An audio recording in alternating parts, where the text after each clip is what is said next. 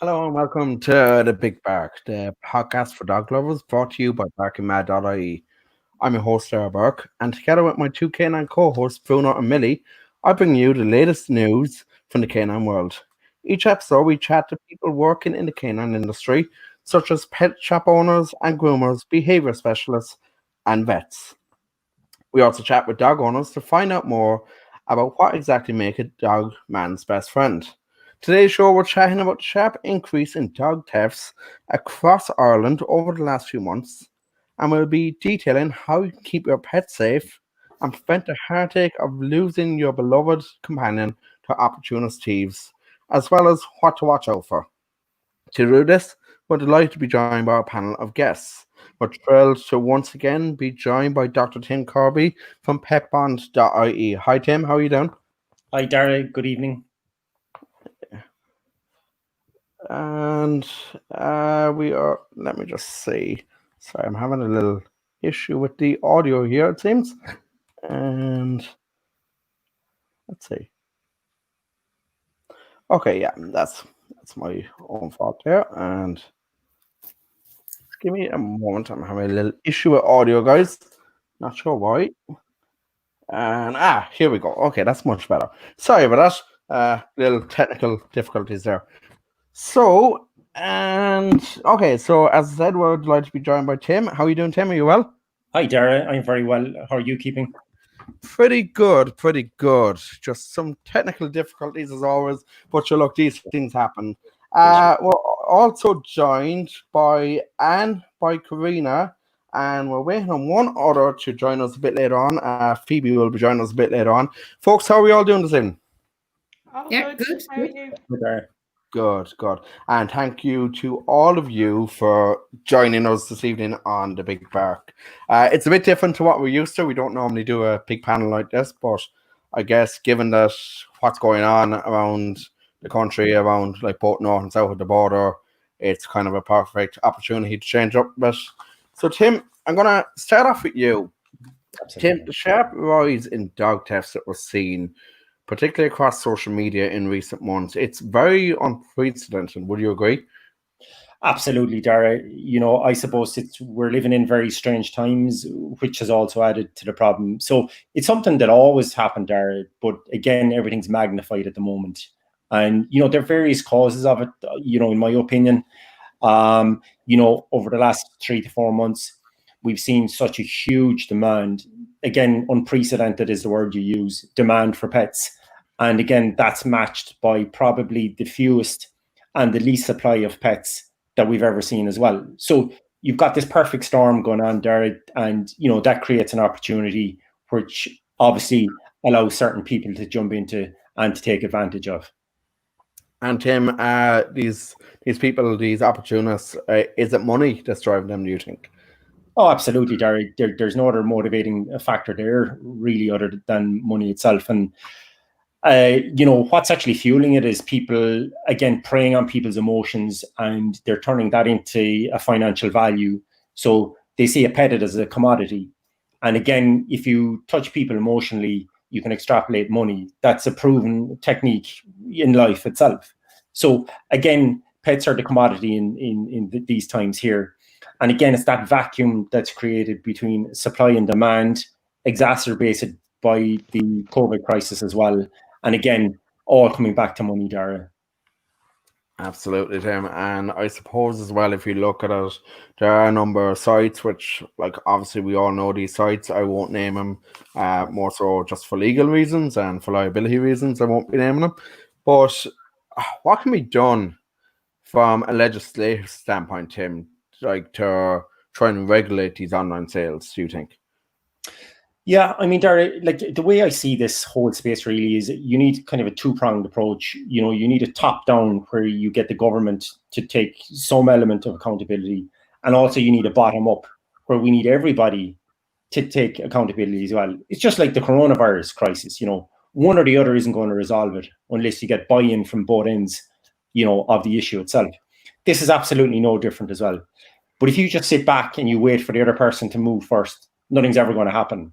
And that's where we came in. We started Pet Bond. And since we've done that, there, we've got the Department of Agriculture, we've got the government around the table as well. We've got the biggest rescue organisations. We've got the whole veterinary community in Ireland around the table as well. And, you know, you have to get engagement. So the first thing you need to do, Dara, is you need engagement. You need to listen to people. Then you need to work out how you're going to resolve the problem. But it is a collective responsibility. As I said, one or the other is never going to do it. So everybody taking some part in it is how we're going to do it. Now, the actual nuts and bolts there of how you do it, I mean, if you look at it at the moment, there are certain platforms, there's just false information up there. There's just, you know, some sites don't even put up the microchip numbers, which is illegal at the moment. You know, the standards are just so low. It's just incredible. You know, you wouldn't even accept such low standards for a piece of furniture going online.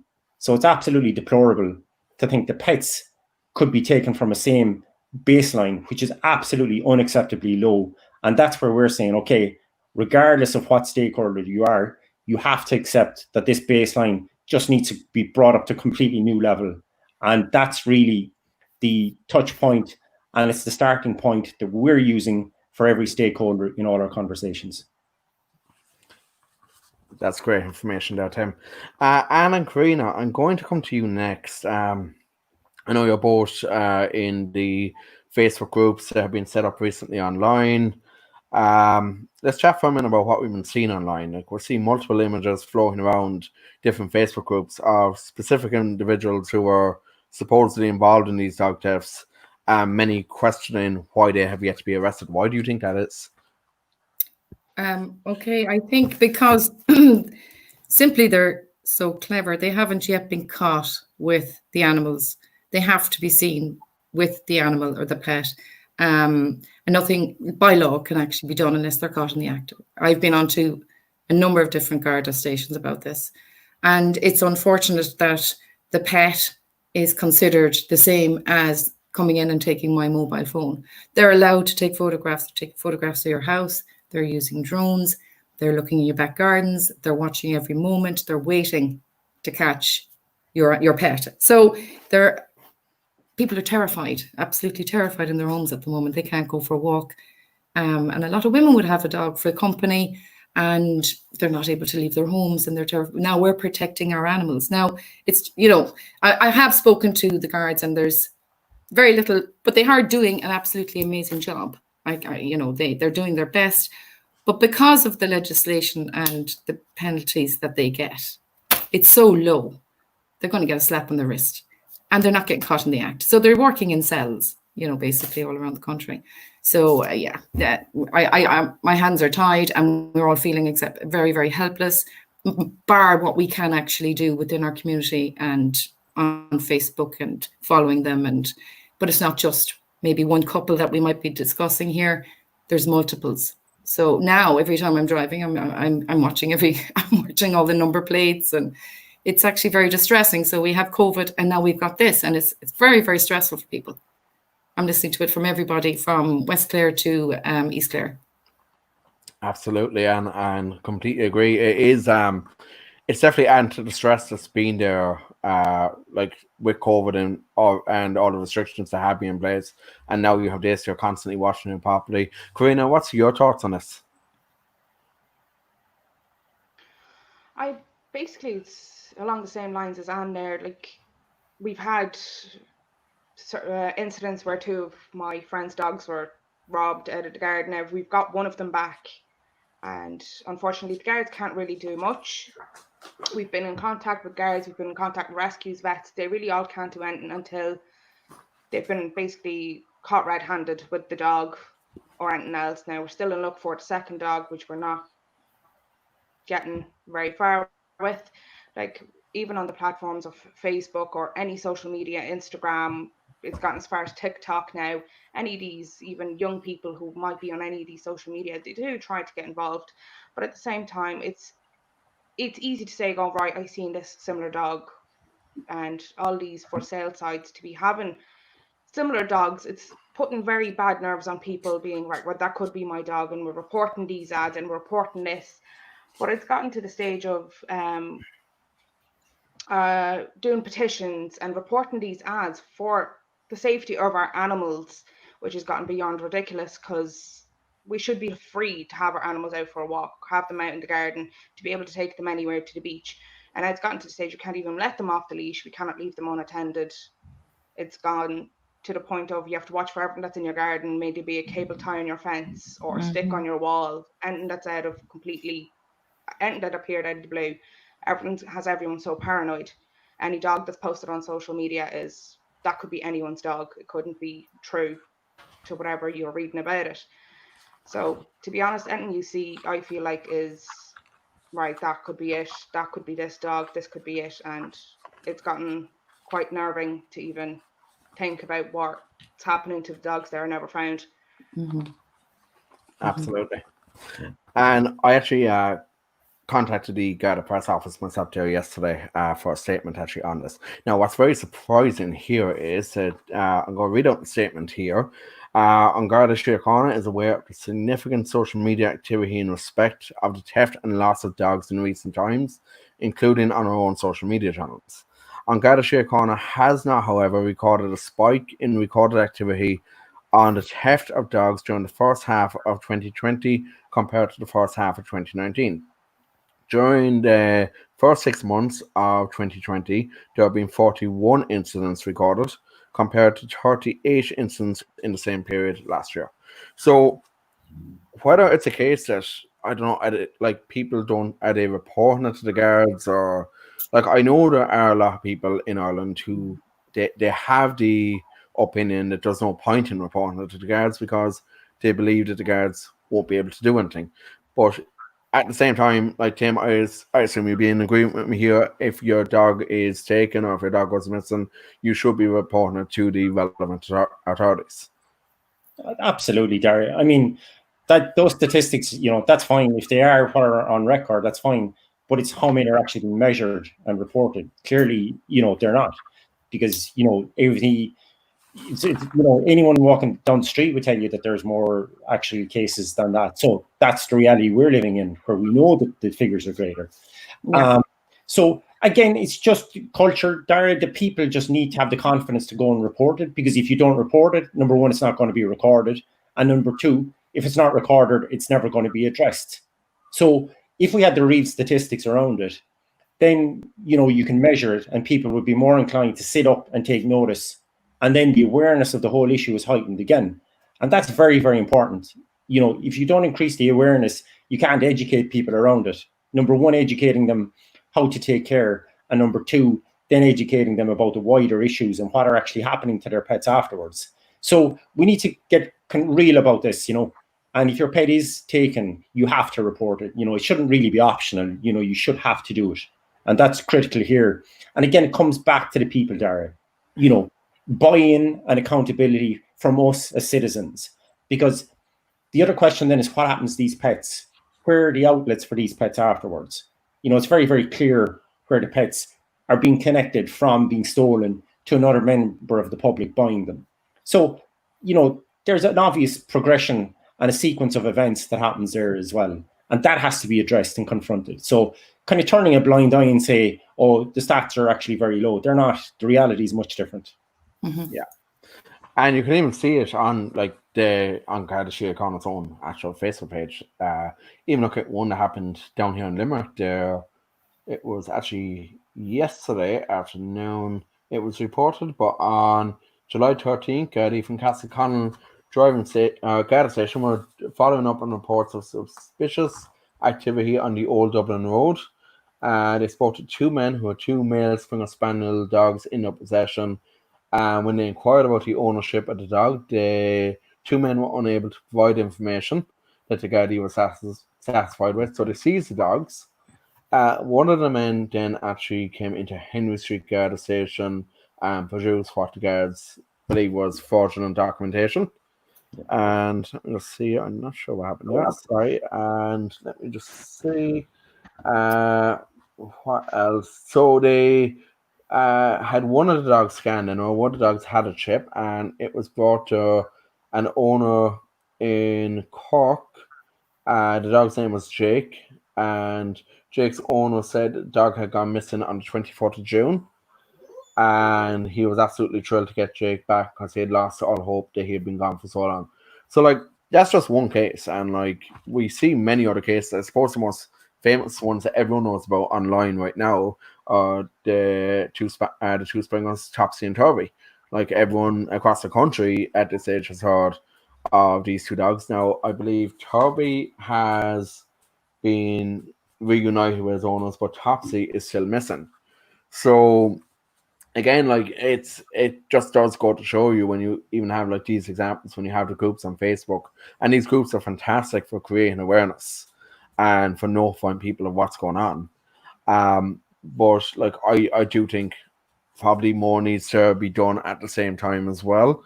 And definitely I do think like people should be reporting any instance that they see to the guards, because the guards can only do like as well what they have, like what they've actually been informed about. Yeah. Absolutely. And I think as well, moving on there. So what we've actually seen as well, and something that's been discussed quite often online, is houses are being marked by different colored chalks as well as cable ties to signify if there is a dog there actually that is worth taking. And Karina, just coming to you both there for a moment. You both obviously seen this online as well. Have you experienced anything, or do you know anyone who's experienced anything of the sort? Well, from look, it's a case of, I just want to just go back to one point that you commented on there, Tim. I just want to, you mentioned the numbers, if I may, the numbers that have been reported. I mean, I disagree with the statistics that we're getting. The country is on high alert. It cannot be approximately the same as last year. It's absolutely, I mean, people are terrified, and there is an awful lot of suspicious activity. We had it ourselves where I live, and the vans pulled up and they looked into people's gardens. So 2 vans, so, you know, they were reported. So it's terrifying to know that they're not coming into your home to steal a TV. They're coming into your home to steal your beloved pet. So I haven't experienced somebody whose dog has gone missing, but every dog that goes missing could be my dog. So I feel for them, and I'm on board trying to find owners, searching, and it's becoming a little bit obsessive, but it's because our pet is, or pets belonging to people are their family. So you know, between CCTV or, you know, talking to detectives of what we can do with our homes, I haven't actually seen anything myself, but I can see it every single day on Facebook, 3 and 4 and 5 times the things happening every single day. This is not like last year. It is not. Definitely not. And I'd be one to actually, I was even questioning those statistics myself with the Garda press office. Now, whether it's the Garda press office hasn't got the correct information, I don't know. Or again, is it just a case that I don't know where they're getting the figures from, but it's definitely a huge increase on last year.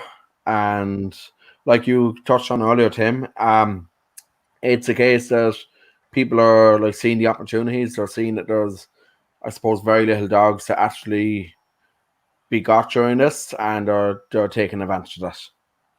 100%, Darry. You know, people are just exploiting the actual situation that we're in at the moment. You know, like we had somebody call us today, and he said there was a girl driving around Dublin, you know, with a Shih Tzu, going like door to door selling it. It was almost like an online auction. She was running from her phone, crazy stuff. You know, it's kind of that bad, and you're thinking, okay, the poor little pup, you know, just for its welfare, going around Dublin in a car all day, being presented to different people. I mean, you know, where do you start with that? Well, clearly we know where to address that issue, you know, so that's fine. But that's just symptomatic, you know, of what's going on in the wider scheme, that the vacuum that's there between the supply and demand is going to be filled by certain people. And again, the motive, as you said, is just financial. So puppies are the pawns in all this, you know, and the people, you know, emotionally people are being destroyed, financially they're being destroyed by it as well, and it just goes on and on. But one thing I would say there is anyone that gets a pet, particularly puppies, you have to question where you're getting it from. Because if you don't, you're just contributing to the problem, and you keep that cycle going on, and the people that are in that space just keep growing, and that's the problem as well. So people need to take a step back and very, very carefully consider where your pet is coming from. And Tim, just want to touch on as well, a number of posts have arisen online as well of dogs who have actually, and especially in the last week or two, dogs who have actually had their microchips removed. Now, everyone will know that the chip for a dog is generally located at the back of the neck between the shoulder blades, correct? Correct. Sorry, yes. But how is it that they're able to get the how are the scanners even for detecting the microchip? How are they so readily available? I know they're available online. You can see it on Amazon. You can see it on eBay. They're very readily available. But surely something needs to be done in regards to that. They're so this equipment to remove these dogs are so readily available. Something needs to be done about that too, then, doesn't it? Absolutely, Gareth. I mean, first of all, just on humane level, I mean, somebody to remove a microchip like that, without anesthetic, I would imagine, it's just barbaric. It's depraved, absolute depravity, nothing short of it. Like the pain inflicted on that dog, and I'm sure there's other dogs as well. You couldn't measure it. So that gives you an inkling to the mindset of the people that you're dealing with here and their associates as well. And for them to acquire scanners is very easy. Again, that should be made more challenging. It should be restricted, but it's not for various reasons. Against commercial interests, Dara, that the more, vested interests in people that can do scanning, okay, again, it comes down to finances and motivations around that. Even the microchips themselves, we're seeing there's a huge dilution in the accessibility to microchips even across society. So, we're heading to a point where probably anyone can put a microchip in a dog is the way things seem to be heading again. And again, they should be privileged tasks, and privileged procedures. Now, I'm not saying it should only be vets that should put microchips in, far from it. But what I am saying is it should be restricted to a very limited number of people under very controlled circumstances that can do it in the first place. Because if you do that, you can have some control over it. And again, we've lost control over certain things in Ireland, just particularly in relation to animals, pets as well in particular, where there's procedures that people can do, with very limited controls over them. And again, it's the kind of acceptance that look, it's only pets, it'll be okay. And that kind of laissez-faire attitude really, I think, has got us into a lot of the predicaments we're in at the moment. And again, this scenario here, I mean, this really is the lowest of the low where you could remove a microchip from a dog like that. Like, I've never seen anything as horrific. The wound on the dog's neck even. I mean, if you did it surgically, Darry, sometimes you'd struggle to find a microchip, under anesthetic for various reasons, because it can move. It can be encapsulated in tissue. Fibrous tissue grows around it, and you'd have to dissect around it. So to consider doing that without a general anesthetic, is just beyond belief, really. It's just depraved is the only word. Absolutely. And depraved, I suppose, is one word for it. Just touching as well, I suppose not all dogs, I suppose when dogs are taken, when they're stolen, when it's quickly realized that the dogs are of, I suppose, no commercial value, then it goes to the other side of things. It goes to the illegal dog fighting that's going on too. It's all underground, but it's well known that it's going on in certain society circles across Ireland. Again, like Tim, and like Anne and Karina as well. I suppose this is something else that has been seen online as well. And it's something that's really shocking, and I wouldn't ever wish for my own dogs to go through anything like that. It's horrific. I find it really difficult even just to think about it. I find it, it's just, and how that's still continuing is beyond me. Yeah, it's horrific. Absolutely. Yeah. But it comes back, it all comes back to the same motivation, financial. It's nothing other than that. So, taking out a microchip without anesthetic, it doesn't matter. Just stitch it back up yourself, put the dog in, start fighting, and get what you can out of it. Again, it gives you just a taste, really, of the mindset of these people you're dealing with. But it's just there's no obstacles in their way to do it. That's partially the problem as well. So, there's certain things that need to be addressed there, to make it more difficult for all these things. Just as you said, Dara, accessibility to scanners, who puts the chips in, how did people get access to these dogs in the first place? A whole array of issues, but they can be dealt with. That's the take-home message for me anyway. Absolutely. And just to point out there, I popped up a comment there that came in from one of our viewers on YouTube. Anyone who's watching, feel free to send in your comments, your thoughts on this. Ronan O'Boyle has said, the recent spate of thefts is disgusting, and what is needed is a solid plan of action to address this major problem. Tim, I know with Pet Bond, this is definitely something that you have been doing to address the sale of dogs online, and this is something that you have worked tirelessly for since setting up Pet Bond to make sure that you're working with reputable breeders and all good animal welfare societies as well. Absolutely, Dara. And a pet will never be able to come onto our website until we can verify that this is the legal owner or the breeder of the dog. So, that's unparalleled. It's unmatched in Ireland or even the UK and even in Europe, actually, to that effect. So, again, it's we can trace everything back. We're 100% sure before we ever leave a pet on. We have a lot of cooperation with vets around the country as well. We do various intelligence and inspections as we need to do them as well. And again, the health and welfare, that's what it's all about with the pet. But like I say to everybody, behind every pet, there's a person. So you got to understand the motives of the person. Why do they want to upload the pet in the first place? So that's where we need to do the checks and balances. And again, making sure that it's being done properly to benefit the pet. So again, making sure that puppies are socialized is paramount, because you don't get that opportunity again in their lives. And again, to make sure that they're healthy puppies. Because if they're not, they're going to run into so many problems down the line that shouldn't happen in the first place. So prevention is always better than cure, in my mind. And that's something that we really, really stand by, and something we espouse through Pet Bond. And we work very closely, Dara, with a lot of the big rescue organizations as well.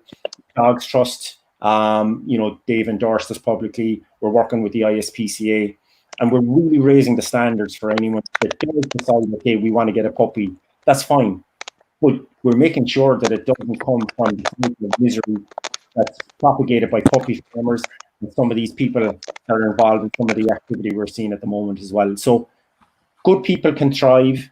Healthy puppies and happy puppies will find good homes, but not at the expense of their health and welfare.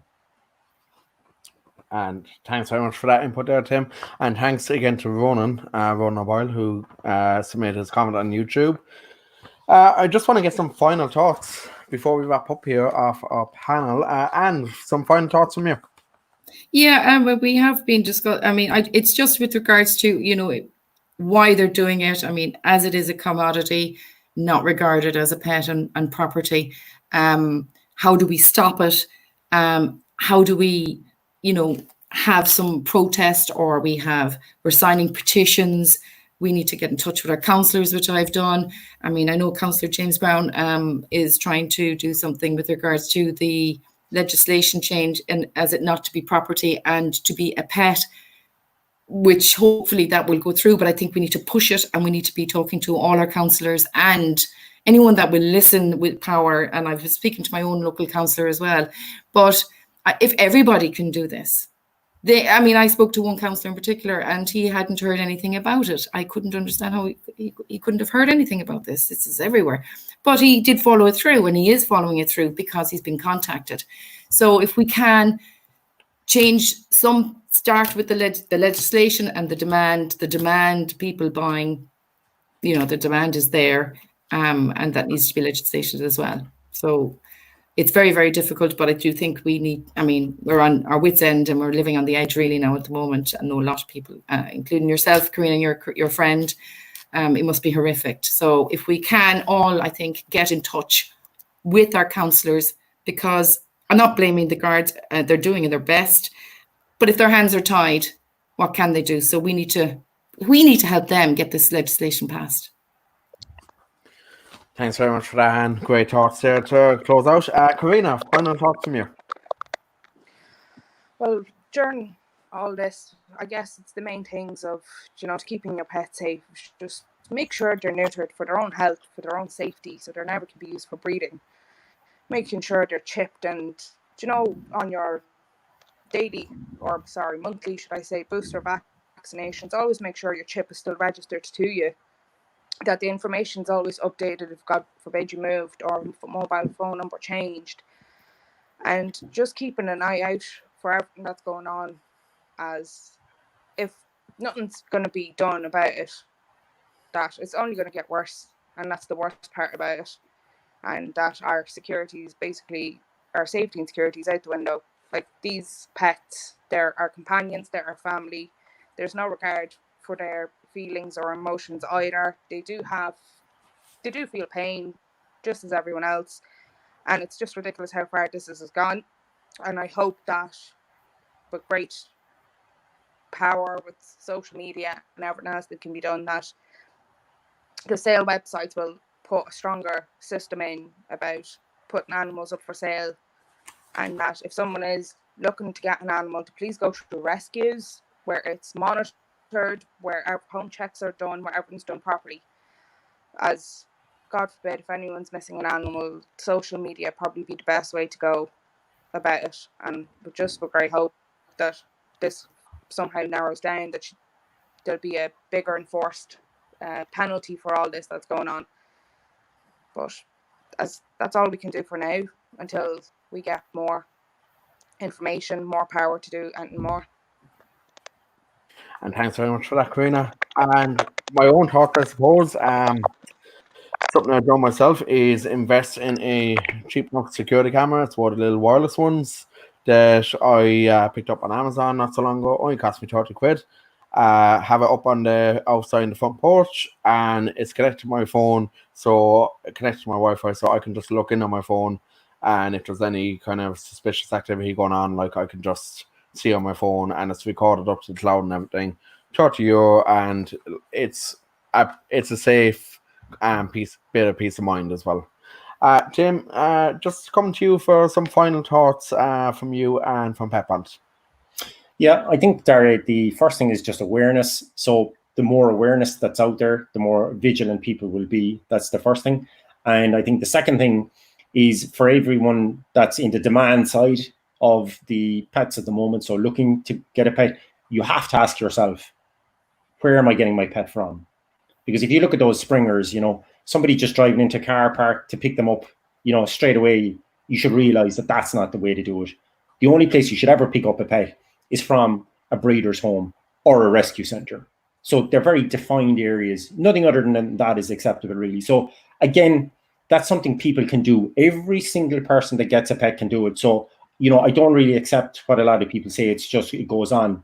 It goes on because, number one, if you're not taking that element of responsibility, which is within your power, if you are looking for a pet, then the actual supply with those people that are doing it for, all the wrong reasons and stealing pets, again, raising the awareness about those people will put that out in the public domain. And again, it gives the enforcement agencies, again, more scope really to tackle the problem, and again, to address it as they need to do as well. So again, it's like I said at the very start, Darragh, it's a two-pronged approach. You got to go top down and bottom up, and then in between, you can reach success. Thanks very much, Tim. So that's all the time we have this evening. Tim, I'd like to thank you, Tim from Pet Bond, for joining us. Be sure to check out petbond.ie. Fantastic site. And if you're looking, as Tim said there, to adopt or looking for a new dog, go to Pet Bond first. Pet Bond offer great advice, and Tim and the team will be sure to help you if you do want to get a new dog, and they'll be sure to offer great advice.